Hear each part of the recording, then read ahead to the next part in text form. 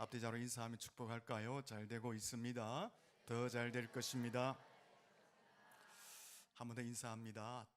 태풍이 오는데 교회에 오셨군요. 우리의 믿음은 어렵고 힘들 때에 더 빛이 나게 되는 것입니다. 오늘 목사의 마음에는 비도 많이 오고 태풍도 온다는데 우리 교인들 안전도 걱정이 되지만 주님 앞에 예배 드리는데 소홀하지 않을까 하는 염려가 있었습니다. 그건 저의 염려였고 또 많은 성도님들이 맥주 감사 예배를 하나님께 드리게 되어서 감사를 드립니다. 여러분의 삶에 더 풍성한 믿음의 역사와 감사의 축복이 넘치기를 예수님 이름으로 축원합니다. 옛말에 원수는 어디에 새깁니까? 물에 새기고 은혜는 돌에 새긴다 라는 말이 있습니다. 상처받은 일, 섭섭했던 일, 안 좋은 일은 빨리 잊어버리라는 거죠. 고마웠던 일, 감사했던 일, 좋았던 일은 돌에 새겨 놓듯이 마음에 깊이 새겨서 기억하고 되새기라 라는 말입니다. 그런데 참 이상합니다. 안 좋은 일, 섭섭했던 일, 나빴던 일은 빨리 잊으면 좋은데 빨리 잊어야지 자기도 스트레스를 안 받는데 몇 년, 몇 월, 며칠, 몇 시, 언제, 어디서, 누가, 어떻게, 무엇을 그렇게 새기더라고요. 그리고는 꼭 때가 되면 어떻게 합니까? 되갚음을 하더라고요. 이렇게 하면 자기 마음에 썬 뿌리를 심는 거예요. 그러면 자기도 괴롭고 남도 괴롭게 되는 것입니다. 반대로 해야 돼요. 우리의 기억 속에 감사하고 은혜롭고 좋은 일들을 더 많이 새기고 또 되씹어야 됩니다. 그렇게 하면 나도 행복하고 나와 함께한 사람도 행복감이 넘치는 삶을 살게 되는 것입니다. 그런데 거꾸로 해요. 원수는 어디에 새겨요? 돌에 지워지지 않도록 새겨놓고 은혜는 흘러가는 물에 금방 잊어버리는 것이 우리의 삶의 모습인 것 같습니다. 공자께서 싫어하는 인간상 4가지를 이야기했어요. 첫째가 타인의 실패를 기뻐하는 자, 둘째가 윗사람을 헐뜯는 자 앞에서 맞장구 치며 돌아서서 욕하는 사람. 윗사람 막 욕하는데 앞에서 맞다 해놓고는 돌아서서는 뒤에서 욕하는 사람. 세 번째는 용기는 있으나 예의가 없는 사람. 넷째는 은혜를 원수로 갚는 사람, 감사할 줄 모르는 사람. 이 중에 제일 싫은 인간상은 4번째, 감사할 줄 모르는 자다. 그렇게 말했습니다. 하나님께서도 감사할 줄 모르는 사람을 굉장히 싫어하십니다. 시편 50편 23절에 보면 하나님께서 감사하는 사람을 너무나 기뻐하셔서 그의 감사를 통해서 영광을 받으시고 그 감사로 인하여서 구원도 주시고 은혜도 주시고 축복도 해 주신다라고 말씀하셨습니다. 그런데 그 앞절 말씀 시편 50편 22절에 보면 하나님을 잊어버린 너희여 이제 이를 생각하라. 내가 너희를 찢으리니 건질 자가 없으리라. 하나님의 은혜를 잊어버린 자를 향해서 잘 생각해라. 너희가 은혜를 잊고 감사하지 않으면 내가 너희를 찢어버리겠다. 그러면 건질 자가 없을 것이다. 하나님이 감사를 잊어버린 자를 굉장히 싫어하신다라고 표현하고 있는 것입니다. 여러분, 삶에 재미가 많이 없죠. 왜 우리의 삶에 재미가 많이 없을까요? 돈이 없었어요? 먹고 입고 잘 집이 없어서? 아닙니다. 감사를 잃어버렸기 때문에 그렇습니다. 감사하는 마음이 없으니까 온통 불평과 불만과 원망거리밖에 없는 것입니다. 그러니까 당연히 우리 삶에는 감사가 사라지고 불평과 원망과 불만이 가득 차니까 우리의 삶의 재미는 싹 빠지고 힘들고 괴로울 수밖에 없다라는 것입니다. 교회 생활도 우리의 가정 생활도 마찬가지입니다. 왜 재미가 없을까요? 그 생활 가운데 감사는 사라져버리고 불평과 원망과 불만만이 자꾸 쌓여가니까 가정 생활도 교회 생활도 재미가 없어지는 거예요. 점점 삭막하고 각박하고 대립하고 갈등하게 되는 것입니다. 현대인들을 향해서 감사 실종 증후군에 걸렸다 그렇게 말합니다. 감사는 사라지고 이상한 정세가 나타난다는 것입니다. 옛날보다 훨씬 더 많은 것을 가지고 누리고 살고 있지만 감사는 사라져버리고 이상한 정세가 나타난대요. 그것이 뭐냐 하면 미움, 시기, 질투, 욕심, 욕망, 원망, 불평, 감사는 사라지고 이런 정세들이 현대인들에게 많이 나타나고 있다라고 합니다. 그래서 우리의 삶에는 재미가 점점 사라지고 힘들고 각박하고 어렵게 된다라는 것입니다. 그렇지 않습니까? 감사가 없어지고 미움이 생기고 시기와 질투가 생기고 원망과 불평이 생기고 갈등이 생기면 어떻게 우리의 인생 가운데 재미라는 것, 행복함이라는 것, 더 풍성함이라는 것이 찾아올 수가 있겠습니까? 그런 것은 사라지고 재미없음, 각박함, 불행 이런 것이 찾아오게 되는 것입니다. 하나님께서는 이런 사람의 본성을 아시고, 어떤 본성요? 은혜는 잊어버리는 본성, 감사를 잊어버리는 본성을 아시고 특별히 감사의 절기를 정하여서 감사하라고 명령을 하셨습니다. 그 절기는 오늘 본장 1절 이하에 보면 첫째는 유월절이고 둘째는 9절 이하의 77절이고 셋째는 13절 이하의 초막절 절기를 이야기합니다. 이 유월절, 77절, 초막절은 유대인들의 3대 절기였습니다. 이 3대 절기 때는 아무리 먼 곳에 있는 유대인이다 하더라도 남자들은 예루살렘에 올라가서 3대 절기를 지키며 하나님께 감사의 날들을 보내었습니다. 그런데 이 3대 절기를 가만히 들여다보면 하나님이 명령하셨다라는 것을 알게 됩니다. 본문 뒤에 보면 16절과 17절에 보면 이스라엘의 모든 남자는 무교절, 77절, 초막절을 하나님이 정하신 곳에서 꼭 지키라고 명령하고 있습니다. 꼭 지키라는 것은 해도 된다, 안 해도 된다 이런 것을 떠나서 반드시 지키고 행해야 될 필수 덕목이다라는 말씀을 하고 있는 것입니다.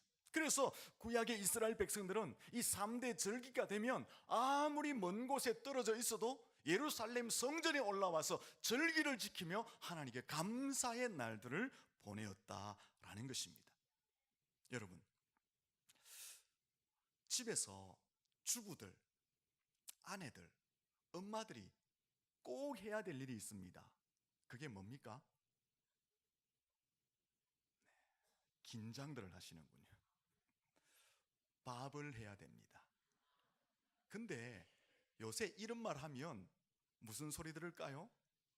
이해하고 들으십시오. 시대가 바뀌어가지고 아내, 엄마, 주부들에게 밥하는 사람 이렇게 하면 세상에서는 꼰대라고 말합니다. 그렇게 말하면 안 돼요. 요즘은 가정에서 가정의 일을 같이 나누어서 돌보고 세워가야 한다라는 시대가 되었습니다. 주부들이 밥을 하잖아요. 밥을 할 때 쌀을 씻어서 반드시 같이 솥에 앉혀야 되는 것이 있습니다. 뭡니까? 예? 적당한 양의 물입니다. 물을 빼버리면 아무리 좋은 쌀을 갖다 놔도, 아무리 좋은 밥솥을 갖다 놔도 밥은 안 됩니다. 밥을 함에 있어서 쌀이 원재료이지만 그 쌀에게 반드시 필요한 것은, 밥이 되게 하기 위해서는 물의 적당량이 필요합니다. 마찬가지입니다. 하나님의 백성들이 하나님 앞에서 반드시 지켜 행할 것이 있는데 그것이 무엇이냐? 감사라고 성경은 말하고 있는 것입니다. 빼면 안 되는 것, 빼버리면 도저히 감당할 수 없는 것, 그것이 뭐냐? 바로 감사라고 성경은 말하고 있는 것입니다. 오늘 우리가 이 맥주 감사주의를 지키는데 이스라엘 3대 절기 중에 77절과 맥주 감사주일이 연관되어져 있습니다. 이 맥주절은 77절 혹은 오순절 이렇게 비유하고 있습니다. 77절이라고 하는 것은 6월절이 지나고 난 다음에 7주가 지난 다음 날, 7일이 한 주잖아요. 이 7일에 7번이 지나면 그 다음 날이 77절이에요. 그래서 77절이라고 말하고 50일째가 되었기 때문에 오순절이라고 말하기도 하고, 또 보리의 추수를 시작할 때 감사한다고 해서 맥추절이라고 말합니다.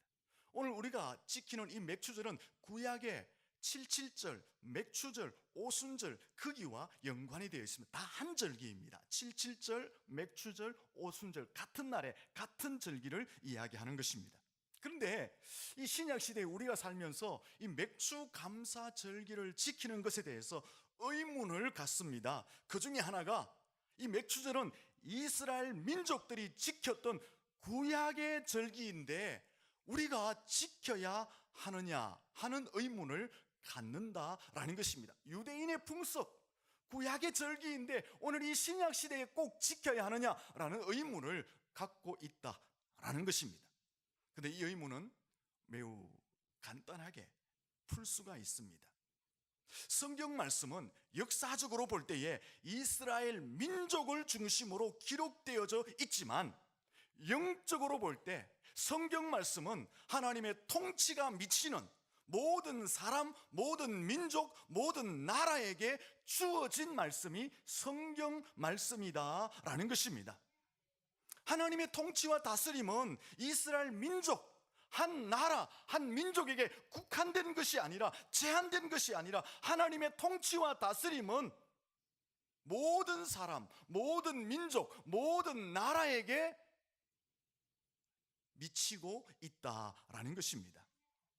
에스겔 36장 32절에서 38절을 보면 하나님께서 유대인들이 너무 범죄하고 타락하니까 멸망시키겠다 작정을 하셨어요. 그리고 포로로 잡혀가도록 하겠다 예언을 하셨어요. 그리고 다시 그 포로 생활에서 돌아오도록 하겠다 하나님이 예언을 하셨습니다. 그런데 하나님이 이 선택한 유대민족을 멸망시키고 포로로 잡아가는 그 일에 어느 나라를 사용하십니까? 당대의 가장 강한 바벨론이라는 나라를 들어서 예루살렘을 공격하게 하고 유대를 망하게 하고 그들을 포로로 잡아가는 일을 바벨론을 통해서 하나님이 역사해서 이루어 가십니다. 그런데 다시 포로로 귀환하시겠다고 70년 후에 하나님이 예언하셨는데 그것은 누구를 통해서 성취하십니까?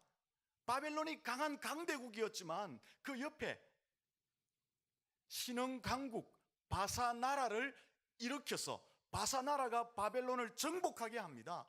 바사 나라가 바벨론을 정복해 보니까 유대인들이 포로로 잡혀 있는 거예요. 그래서 바사의 왕 고레스가 포로로 잡혀 있는 유대인들을 다시 귀환시켜 준 것입니다. 하나님이 유대의 타락으로 인한 멸망과 포로 생활을 바벨론이라는 나라를 사용하셨고 다시 그 포로된 생활에서 귀환케 하는 것을 바사 나라를 세워서 하나님이 그 일을 이루어 가셨습니다. 이것은 무엇을 이야기합니까? 하나님의 통치와 다스림의 그 영역이 한 나라, 한 민족, 유대인들에게만 국한된 것이 아니라 온 나라와 우주 만물 가운데 하나님의 통치와 하나님의 다스림이 미치고 있음을 설명하고 있는 것입니다. 그러므로 맥주 감사 절기를 지키라 이 말씀은 하나님의 통치가 미치는 모든 사람, 모든 민족, 모든 나라가 지켜야 할 감사의 절기이다라는 것입니다. 오늘 우리에게도 맥주절을 지키라는 것은 너무나 지당하신 말씀이고 너무나 유효한 말씀이다라는 것입니다. 두 번째는 이런 의문을 갖습니다. 맥추감사주일 이러니까 보리 농사를 지은 사람들이 지키는 절기인데 우리는 농사도 안 짓고 우리의 현실과 상황과 맞지 않는데 꼭 이 절기를 지켜야 하느냐라는 것입니다. 우린 대부분 농사를 짓지 않습니다. 특히 보리 농사는 짓지 않습니다. 우리 현실과 맞지 않다는 것입니다. 그래서 이 맥추절을 지킨다는 것은 좀 억지가 아니냐라는 생각들을 하게 됩니다. 하지만 이 의문도 쉽게 풀 수가 있습니다. 맥추절의 참된 의미가 무엇인 줄 알면 이런 의문은 풀려지게 되는 것입니다. 영어로 말씀드리면 이런 의문을 갖는 것은 맥추절의 참된 의미를 모르고 하는 어리석은 의문이고 어리석은 생각이 될 수 있다라는 것입니다. 구약에 이 맥추절은 단순히 보리 농사하고 밀 농사가 잘 되어서 하나님께 감사를 드렸다, 그 이상의 의미를 가지고 있습니다. 맥추절은 어떤 의미로 드렸느냐?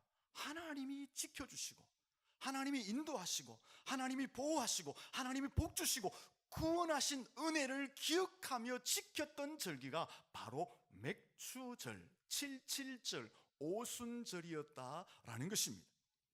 구약의 첫 번째 맥추감사절기를 우리가 생각해 보면 어떤 의미로 첫 번째 맥추감사절기를 지켰느냐? 애굽 땅에서 430년 동안 노예 생활한 데서 구원하여 주신 은혜를 기억하며 또한 거기서 출애굽하여 40년 광야 생활을 하는데 하나님이 그 광야 생활을 지키시고 인도하심에 대한 은혜를 기억하면서 또한 그 광야 생활을 끝내고 가나안 땅으로 들어가지 않습니까? 그 가나안 땅에 입성하게 하신 은혜를 기억하면서 그 가나안 땅에 정착하여서 이제 농사했는데 농사가 잘 되게 하신 그 은혜를 기억하면서 첫 번째 맥추 감사 절기를 하나님께 올려드렸다라는 것입니다. 이스라엘 백성들의 77절, 맥추절, 오순절 속에는 단순히 농사에 대한 감사가 아니라 그 이상의 감사, 하나님의 구원의 은혜, 하나님의 지키심과 인도하심의 은혜, 하나님의 정착케 하심의 은혜, 하나님의 복주심과 하나님의 도우심의 은혜를 기억하며 지켰던 절기가 맥추 감사 절기였다라는 것입니다.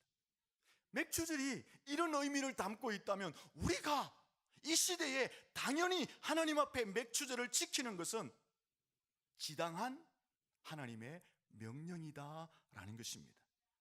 비록 우리가 보리 농사를 짓지는 않지만 우리에게 주신 구원의 은혜가 있고 여기까지 지키시고 인도하신 하나님의 은혜가 있고 여기까지 내 삶에 복을 주신 하나님의 역사하심이 있기 때문에 우리는 그 하나님의 구원과 지키심과 은혜와 복주심을 기억하며 당연히 하나님 앞에서 맥추 감사 절기를 지켜야 하는 것입니다. 맥추절은 보리농사, 밀농사만 지은 사람이 드리는 것이 아닙니다. 구약의 절기이고 유대 풍습이 아닙니다. 하나님 안에서 인도하심을 받은, 하나님의 지키심과 보호하심을 받은, 하나님의 복을 받고 구원의 은혜를 입은 모든 하나님의 백성들이 지켜야 할 절기, 바로 그것이 맥추 감사 절기이다라는 것입니다. 따라서 맥추절을 지킴에 있어서 이거는 유대 풍습 아니냐, 구약의 절기가 아니냐, 농사 지은 사람, 특히 보리 농사, 밀 농사 지은 사람이 지키는 절기가 아니냐라고 의문을 갖는 것은 하나님의 통치에 대해서 잘 이해하지 못한 것입니다. 그 맥추절의 의미, 영적 의미를 잘 이해하지 못하고 의문을 갖는 것입니다. 다시 이제 돌아가 보면 하나님이 감사에 대해서는 명령을 하셨습니다. 오늘 10절에도 보면 내 하나님 여호와 앞에서 77절을 지키되라고 말합니다. 12절에도 보면 그 끝에 이 규례를 지켜 행할지라고 말합니다. 여기 지키되 그리고 지켜 행하라, 이 말씀은 그 속에 명령의 의미를 담고 있는 것입니다. 하나님은 하나님의 백성들에게 감사에 대해서 요구하실 때에 명령의 단어, 명령의 의미를 담아서 꼭 지켜라라고 선포해 주셨던 것입니다. 출애굽기 34장 22절에서 23절에 보면 더 분명하게 말씀하고 있습니다. 77절 곧 맥추의 초실절을 지키고 가을에는 수장절을 지키라. 너희 모든 남자는 매년 3번씩 주 여호와 이스라엘 하나님 앞에 보일지니라, 그렇게 말합니다. 여기 보면 지키고 지켜라, 보일지니라, 이 말씀은 하나님이 주신 감사의 절기를 지키고 지키라, 보일지라, 이 말씀은 어떤 의미가 포함되어 있다고요? 명령이라는 것이 포함되어져 있다라는 것입니다. 너희들이 한번 감사했으면 좋았을 텐데 감사하도록 좀 예를 써봐라. 하나님이 이렇게 우리에게 부탁하거나 권면하는 것이 아니라 감사는 반드시 지켜야 될 덕목이야 라고 하나님이 명령을 하셨다라는 것입니다. 여호와 앞에 감사하라, 반드시 감사의 절기를 지키라 라고 하나님이 명령을 하셨다라는 것입니다. 데살로니가전서 5장 18절에 보면 하나님은 더 강력한 의지를 담아서 감사하라고 명령을 하셨습니다. 우리가 잘 아는 말씀이죠. 범사에 감사하라. 이는 그리스도 안에서 너희를 향하신 하나님의 뜻이니라. 범사의 뜻이 무엇입니까? 우리의 주변에 일어나는 모든 것을 이야기합니다. 내가 생각하고 계획하고 추진하는 모든 것들, 내가 기뻐하고 행복해했던 모든 일들, 반대로 이야기하면 내가 슬퍼하고 내가 아파하고 내가 고통스러워하는 그 모든 일들, 그것까지 포함해서 내 삶의 전체를 범사라고 말을 하는 것입니다. 하나님은 우리에게 그 범사에 감사하라고 명령하고 있습니다. 이것은 어떤 상황, 어떤 환경, 어떤 여건을 초월해서 감사하라라고 말씀하신 것입니다. 근데 이것이 하나님의 뜻이라고 말합니다.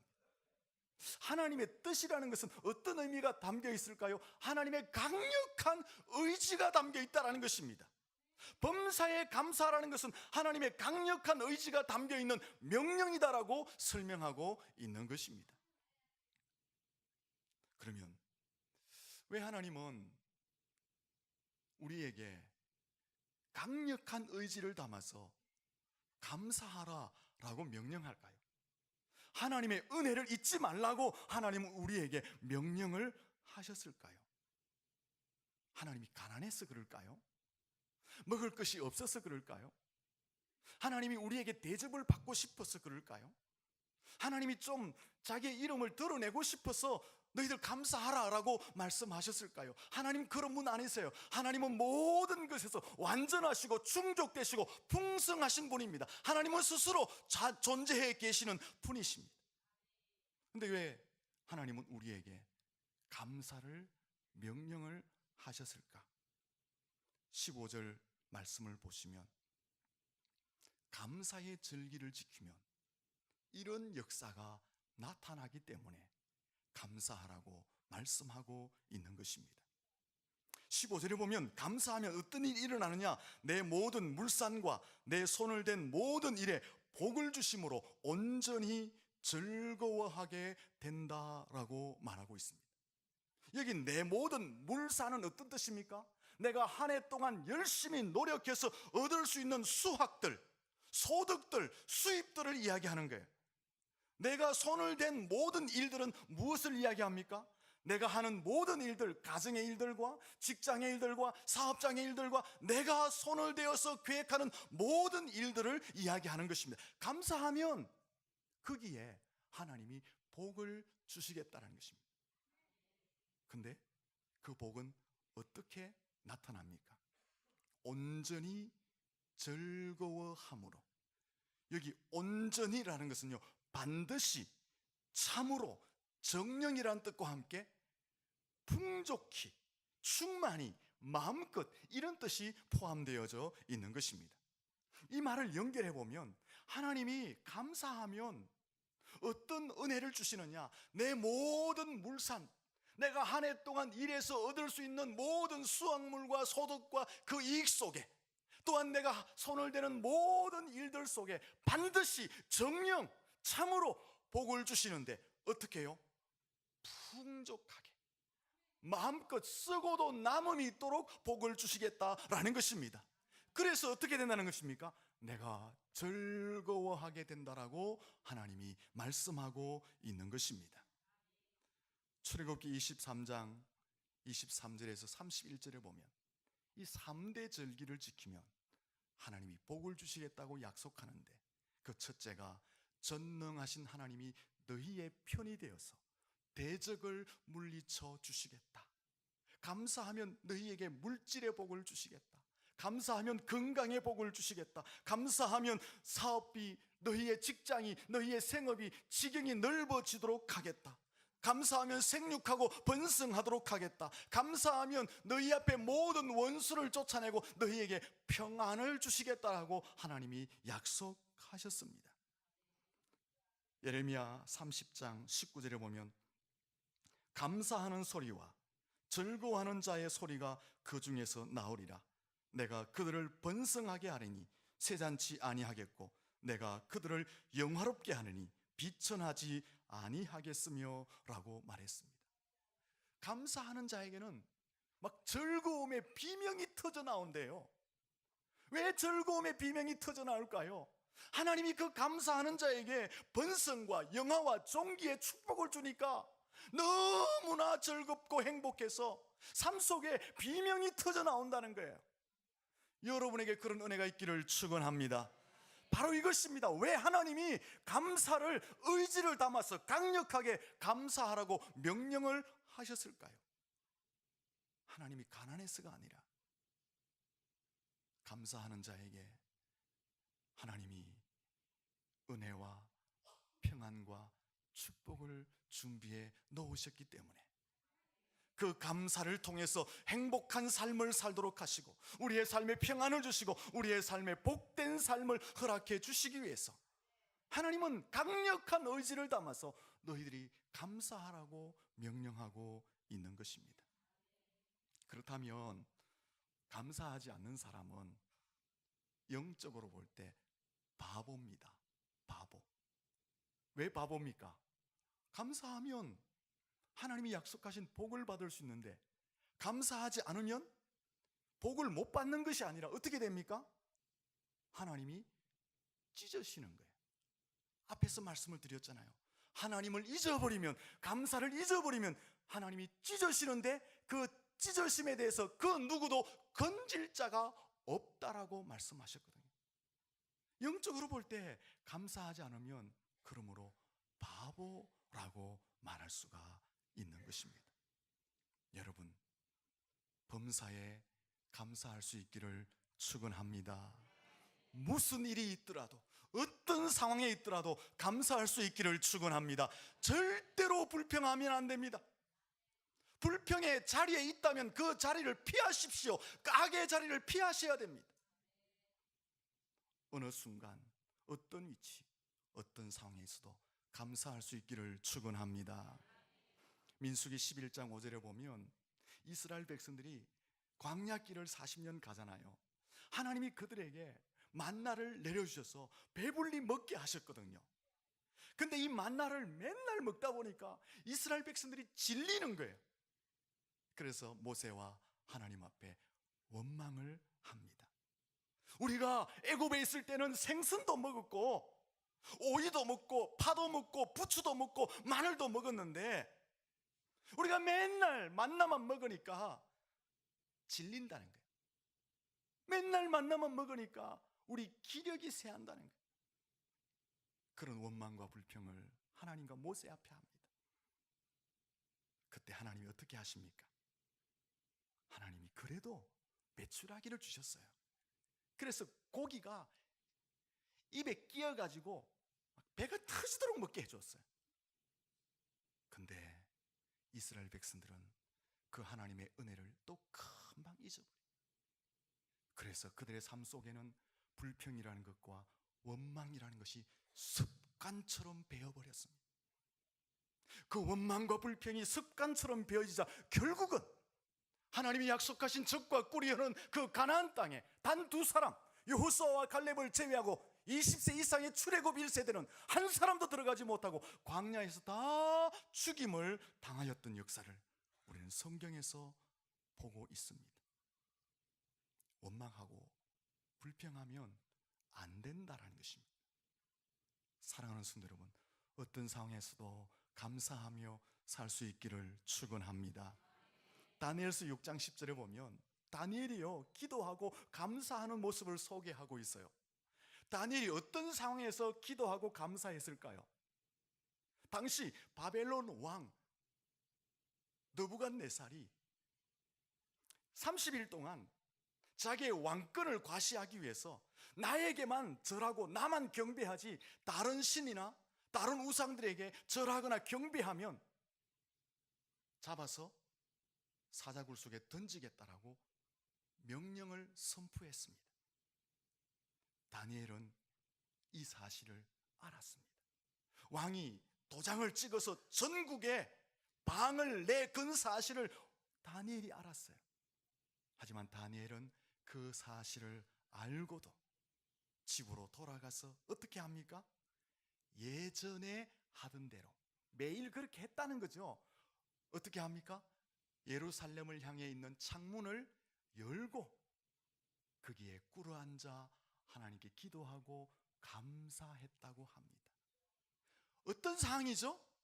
다른 신을 향해서 섬기거나 경배하면 사자굴 속에 던진다는 왕의 명령이 선포된 그 상황에서 다니엘이 기도하고 감사한다는 것은 어떤 의미를 담고 있습니까? 내 생명을 건다라는 의미를 가지고 있는 것입니다.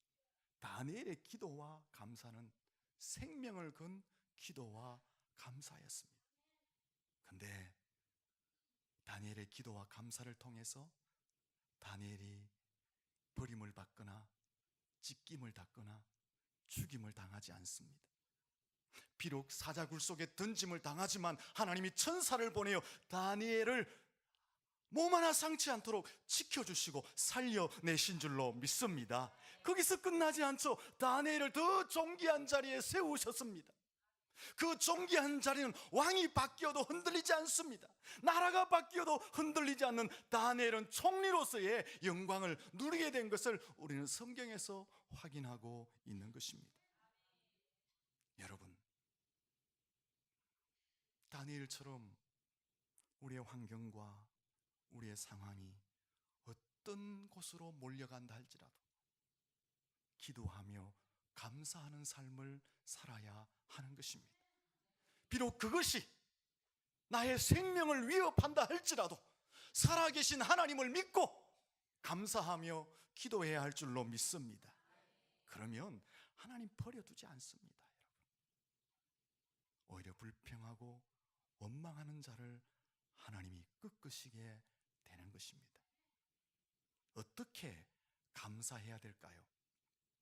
16절에 보니까 빈손으로 하나님을 배웁지 말고, 본문 10절에 보니까 하나님께서 복을 주신 것을 헤아려 보고 힘대로 자원하여서 하나님께 감사하라, 그렇게 말합니다.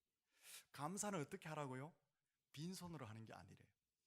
그리고 내게 주신 하나님의 은혜를 헤아려서 내 힘껏, 여기 힘껏 하라는 것은 뭐 적선하듯이, 뭐 누굴 구제하듯이 성의 없이 그렇게 하라는 게 아니에요. 조금 부담이 되도록 하라는 것입니다.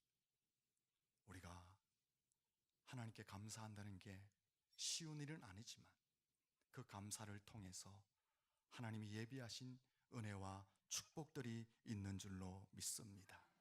왜 감사하라고 명령합니까? 우리의 행복한 삶을 위해서, 우리의 평안을 위해서, 우리의 삶의 축복을 위해서 하나님은 감사하라고 명령하고 있는 것입니다. 불평꾼이 되지 마십시오. 불만꾼이 되지 마십시오. 하나님은 찢으신다고 말합니다. 감사하는 사람들이 될 수 있기를 축원합니다. 다시 처음으로 돌아가면 원수는 어디에 새기고요? 이제 물에 새기세요. 빨리 흘러가도록. 은혜는 어디 새겨요? 돌에, 우리 마음에 깊이 새기세요. 그래서 되새기고 또 되새기세요. 그것도 특히 하나님 앞에서 하나님이 주신 은혜를 되새기고 또 되새기세요. 그러면 하나님이 우리의 삶을 더 복되게 하실 줄로 믿습니다. 여러분 마음에 안 좋았던 것은 오늘 이 시간 다 물로 흘러보내시고 하나님의 은혜만 마음에 가득 새기셔서 늘 감사하심으로 하나님이 예비하신 축복 가운데 사시기를 예수님 이름으로 축원합니다. 기도하겠습니다. 하나님 아버지,